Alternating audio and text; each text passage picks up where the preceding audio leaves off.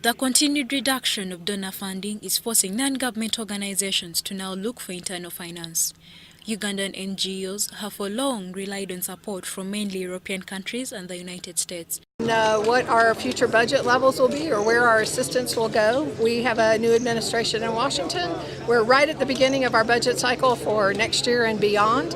However, the global economic woes have seriously affected the cash flow, says Olive Lumonya, the managing director SOS Children's Villages. We all know that the donor funds have reduced significantly.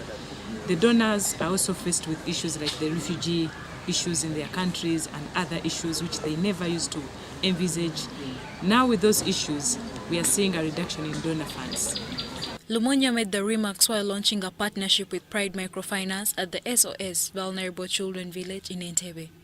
The partnership by the two institutions focuses on supporting the vulnerable children currently under SOS care in many ways, says Michael Tibagendeka, an official from Pride. The partnership demonstrates that we as an institution are committed to enhancing sustainability into the future. And we also know that the two are linked, business success and social and corporate issues. NGOs rely on money from a variety of sources, including individual donors, foundations, corporations, and governments. Lack of sustainable financing dramatically affects their effectiveness. This hence calls for strategic thinking, argues Olive Lumonya. The donors will continue supporting. I don't know till when, but they will continue supporting.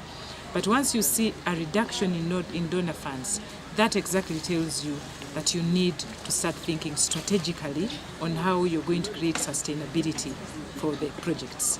Remember, the program we are running is not a program of a property or a building. It's a program relating to a child and life. They must eat, they must sleep, they must go to school, they must get medical care, they must be looked after. According to a recent study by Nottingham University's Center for Research in Economic Development and International Trade, Uganda has more than 7,000 non-government organizations. Charlotte Amuge for UBC News.